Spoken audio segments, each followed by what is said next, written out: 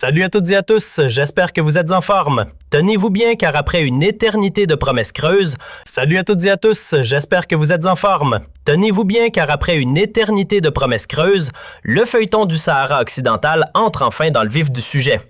Oui, ce dimanche 8 février 2026 marque le coup d'envoi tant attendu des discussions orchestrées par l'équipe Trump. Et devinez quoi?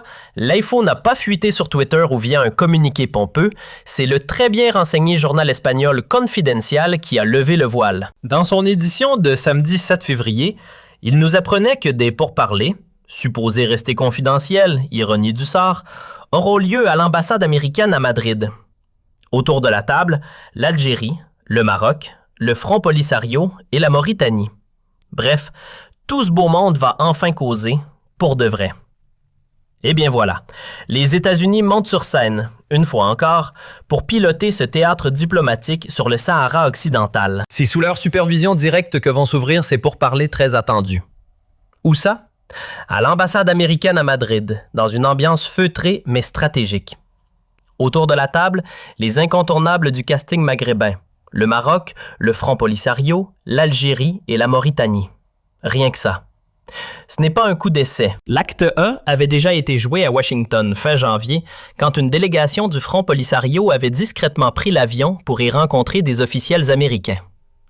Derrière les rideaux de ce ballet diplomatique, un chef d'orchestre bien connu, Massad Boulos, conseiller Afrique attitré de Donald Trump. C'est lui qui, sans détour, a annoncé que résoudre le casse-tête saharien était désormais une priorité vitale pour les États-Unis. Rien que ça. Vous sentez l'intensité monter?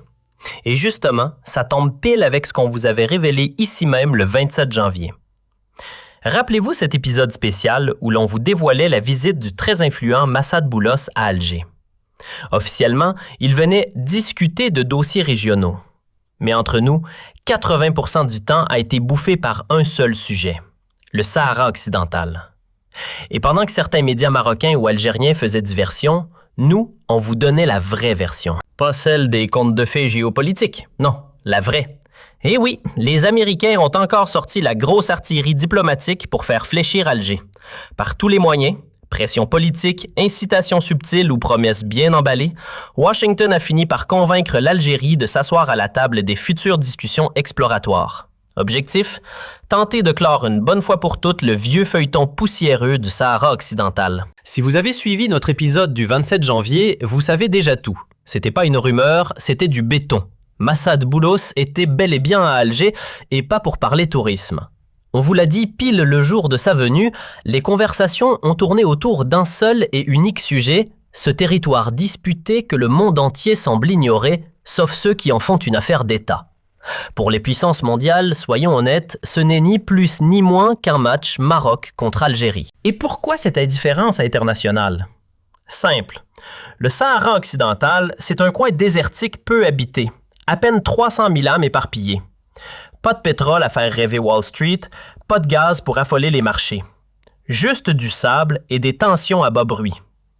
Ce n'est ni l'Ukraine, ni le Haut-Karabakh, ni même le Soudan ou l'Éthiopie.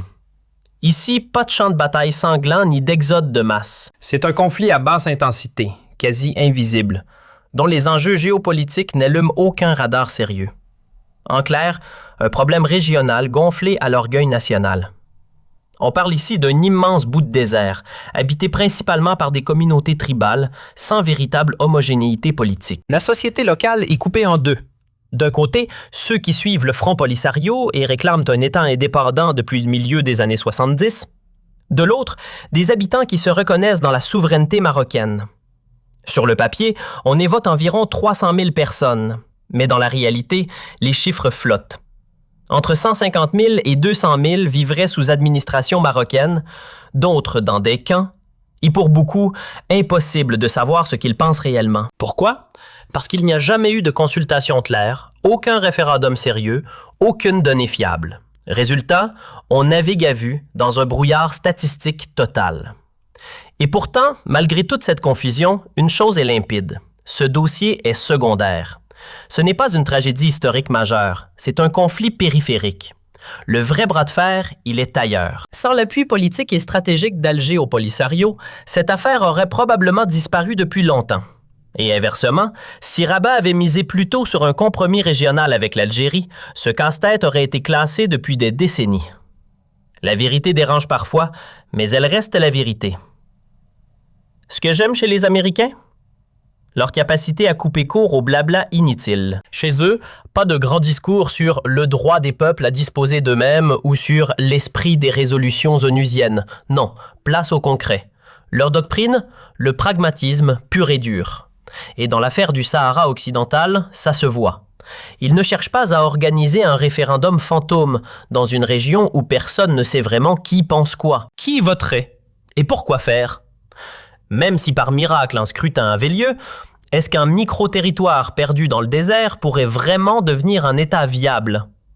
On connaît déjà la réponse. L'histoire nous l'a montré. Les nouveaux pays sans ressources solides finissent souvent dans la misère ou sous tutelle étrangère. Regardez le Soudan du Sud. L'indépendance? Oui. La stabilité? Zéro. La richesse? Nulle. Donc, aujourd'hui, personne ne veut parier sur la naissance de micro-États sans fondations économiques sérieuses. Et le Sahara occidental? Pas de pétrole, pas de gaz, juste un peu de phosphate. C'est bien, mais ce n'est pas ça qui remplit un trésor public. Washington l'a compris depuis longtemps. Et devinez quoi? Alger aussi.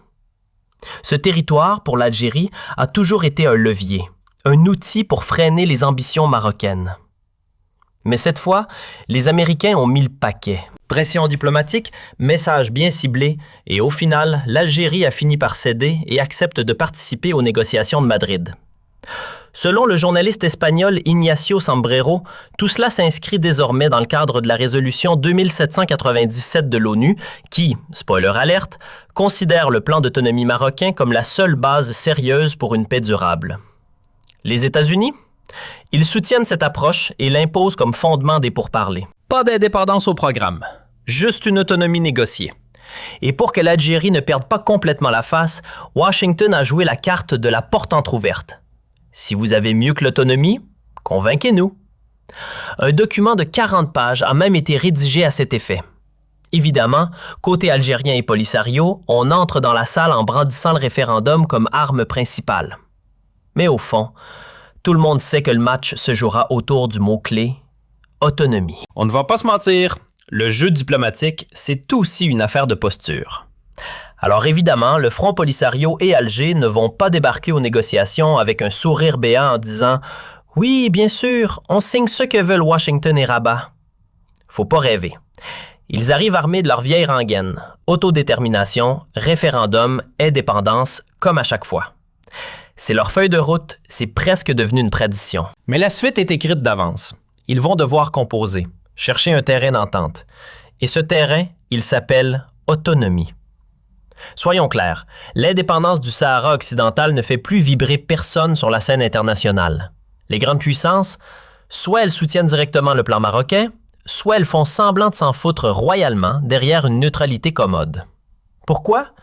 Parce qu'il n'y a aucun enjeu stratégique majeur là-dedans. Le phosphate? Déjà sous contrôle marocain. Et devinez quoi? Le royaume en vend à qui en veut. Donc non, ce n'est pas une ressource volée qui affame la planète. Et puis, soyons réalistes 2 secondes. On parle d'une bande de sable dans une des zones les plus instables du continent. Le Sahel est juste à côté, avec ses groupes armés, ses trafics, ses tensions à fleur de peau. C'est une poudrière. Quelle puissance voudrait y planter un nouvel État fragile, sans armature, sans garantie, sans rien? Réponse? Personne. Pas un seul pays sérieux ne veut voir surgir un mini-État qui risque de se casser la figure dès les premiers mois. C'est pas de la diplomatie, c'est du bon sens, du pur réalisme géopolitique. Et voilà, le casting est bouclé. Selon les infos qui nous parviennent, c'est Massad Boulo sans personne qui tiendra la barre de ces discussions. À ses côtés, une brochette de figures diplomatiques bien connues. On aura Michel Valls, l'ambassadeur américain à l'ONU, en mode arbitre silencieux. Du côté marocain, c'est Nasser Bourita qui prendra la parole. L'Algérie enverra, sauf surprise, son ministre des Affaires étrangères, Ahmed Attaf. La Mauritanie sera représentée par Mohamed Salem Ould Merzoug. Et enfin, pour le Front Polisario, ce sera Mohamed Salem Ould Salek, a.k.a.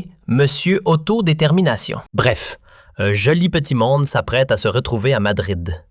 Même si pour l'instant, les détails croustillants nous échappent encore. Mais attendez, ça ne s'arrête pas là. D'après le très bien informé journal espagnol Confidencial, tout commencera par une première manche Maroc contre Polisario, en tête-à-tête diplomatique, façon duel au sommet. Les Algériens et les Mauritaniens, eux, entreront en scène un peu plus tard. Suspense total quant à une rencontre directe entre Alger et Rabat. Pour le moment, c'est silence radio. Ce qui est sûr, c'est que tout ça doit rester discret, officiellement. Car officieusement, les fuites viennent d'Espagne. Et pas de n'importe qui. Le journaliste à l'origine des révélations est une pointure du Maghreb. Le mec connaît mieux les coulisses marocaines que certains ministres eux-mêmes. Et pour ceux qui veulent du croustillant, écoutez bien. Le Confidential affirme que ces pourparlers ultra-sensibles auront lieu à huis clos, directement dans les locaux de l'ambassade des États-Unis. C'est Massad Boulos qui a exigé ce niveau de confidentialité façon mission diplomatique impossible. Chaque pays aura droit à 3 représentants triés sur le volet, une mini-armée de diplomates pour une maxi-partie d'échecs. Le tout mené par les chefs des diplomaties nationales, en mode poker face. Et voilà, l'Algérie a finalement lâché prise. En acceptant d'envoyer Ahmed Attaf à Madrid, Alger admet, à demi-mot, qu'elle n'est pas si extérieure que ça au conflit. Pourtant, jusqu'ici, la ligne officielle ressemblait à un vieux disque rayé. Ce n'est pas notre affaire, c'est une question de décolonisation demandée à l'ONU. Une pirouette diplomatique bien rodée. Mais soyons clairs, ce n'est pas une affaire d'archives coloniales, c'est une question brûlante de sécurité régionale. Le vrai sujet, c'est pas la fin du colonialisme, c'est est-ce que créer un mini-État au Sahara occidental rendrait le Maghreb plus stable ou plus explosif? Et là, le silence devient pesant. Oui, dans les années 70, on pouvait encore agiter le drapeau de la décolonisation. Mais en 2026, le monde d'aujourd'hui n'a plus rien à voir avec celui d'hier. La planète tourne plus vite, et les conflits géopolitiques aussi. C'est donc aux côtés d'Ahmed Attaf que se joindront Mohamed Salem Baït pour le Polisario, son homologue mauritanien, et l'émissaire spécial de l'ONU, Stéphane de Mistura, le diplomate envoyé pour tenter de dompter le casse-tête saharien. Alors non, on n'a pas encore toutes les cartes en main, tous les détails sous les yeux. Mais ce qui est sûr, c'est que les révélations de la presse espagnole sont loin d'être anodines. L'entrée en scène officielle des États-Unis n'est plus une rumeur, c'est acté. Washington s'installe dans le rôle du médiateur en chef, avec la conviction, et probablement les moyens, d'arracher un vrai déblocage. Et franchement, tant mieux. Parce qu'il n'y a qu'un acteur qui a le poids, l'autorité et le carnet d'adresses pour faire bouger les lignes. Ce sont les Américains, qu'on le veuille ou non. S'il y a bien une superpuissance capable de taper du poing sur la table et de faire bouger les lignes, c'est bien les États-Unis. Avec leur puissance économique colossale, leur aura diplomatique, leur réputation, qu'on le veuille ou non, et surtout leur levier de pression redoutable, ils sont les seuls à pouvoir aligner tout ce beau monde autour d'un accord crédible. Et cette fois, ce n'est pas une énième tentative creuse. Oui, il y a déjà eu des discussions, dans les années 90, vers les années 2000 aussi, mais les négociations de 2026 s'annoncent différentes. Un ton nouveau, une urgence palpable. Le contexte n'a jamais été aussi tendu. Car on ne va pas se mentir, le Maghreb est assis sur un baril de poudre. Depuis août 2021, Maroc et Algérie ne se parlent plus. Coupure nette. Silence diplomatique. Pire encore, les deux pays s'envoient des pics en public à coups de déclarations incendiaires et de propagande médiatique bien rodée. Ajoutez à ça une course à l'armement de plus en plus inquiétante et vous obtenez un cocktail explosif. Chaque missile acheté, c'est une école de moins. Chaque char aligné, c'est un hôpital reporté. La paix coûte moins cher que cette rivalité stérile. Et le plus inquiétant, c'est que la tension ne redescend jamais. Elle monte. Un cran de plus chaque semaine. Chaque article, chaque discours officiel envenime davantage l'atmosphère. On est à 2 doigts de la rupture totale. Alors oui, ces négociations, pour moi, c'est le dernier radeau avant le naufrage. Si on désamorce enfin le nœud gordien qu'est le Sahara occidental, alors l'Algérie et le Maroc pourront, sinon s'embrasser, du moins coexister sans se viser. Parce que ce territoire oublié, c'est le cœur de la discorde. Couper le nerf du conflit, et c'est toute une région qui pourra respirer. Soyons honnêtes, sans le Sahara occidental, ni le régime de Tebboune, ni celui de Mohamed VI n'auraient grand-chose à balancer à l'autre. C'est leur unique os à ronger, leur seule carte dans le jeu de l'hostilité permanente. Un bras de fer figé depuis des décennies, où chacun brandit cette terre aride comme prétexte à l'animosité. Et c'est justement là que Washington, version Trump, peut faire mouche. Entre l'art de la pression ciblée et les ficelles du lobbying made in USA, les Américains ont tous les atouts pour forcer un semblant d'accord. Peut-être pas la paix éternelle, mais au moins un cessez-le-feu diplomatique. Et au milieu de cette rivalité féroce, il y a la Mauritanie. Coincée, effacée, marginalisée. Un joueur de fond de tableau qui ne demande qu'une chose, qu'on résolve ce conflit pour qu'elle puisse enfin penser à autre chose qu'à sa propre survie. Elle veut construire, sécuriser, respirer. Car les menaces venues du Sahel, trafic, terrorisme, chaos ambiant, n'attendent qu'une brèche pour déborder chez elle. Et cette brèche, c'est précisément l'instabilité chronique à ses frontières.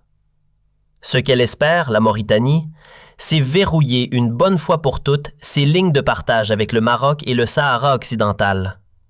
Tourner la page, fermer le chapitre, ranger ce conflit au grenier de l'histoire. Car une fois ce vieux dossier classé, ce n'est pas Rabat qui gagnera, ni Alger. C'est toute la région du Maghreb qui pourra enfin souffler un peu. Alors évidemment, on va suivre tout ça de près. On va observer, décrypter, croiser les sources. Mais un conseil sincère, si vous cherchez à comprendre ce qui se passe, évitez la presse algérienne. Et la presse marocaine aussi, tant qu'à faire. Dans les deux cas, les médias sont ficelés, tenus en laisse par les pouvoirs en place. Ce n'est pas de l'information, c'est du théâtre d'ombre, made in propagande. Soyons clairs une bonne fois pour toutes. Si vous comptez sur la presse marocaine ou algérienne pour comprendre quoi que ce soit au dossier du Sahara occidental, autant lire un communiqué officiel maquillé en article. Dans les deux cas, les journalistes n'ont pas les coudées franches. Ce ne sont pas des chiens de garde de la démocratie. Ce sont des haut-parleurs d'État. Dès qu'il est question de ce conflit, les rédactions se contentent de relayer la ligne du régime, sans nuance, sans contradiction, sans surprise. C'est simple. Les médias des deux rives jouent le même rôle dans deux pièces différentes. C'est du théâtre politique mis en scène par le pouvoir, répété mot pour mot. Alors si vous voulez vraiment creuser le sujet, éviter les pièges de la propagande et obtenir une lecture plus lucide, il n'y a qu'une seule solution. Lire la presse espagnole. Elle est plus distante, plus indépendante et surtout moins contaminée par la fièvre nationaliste.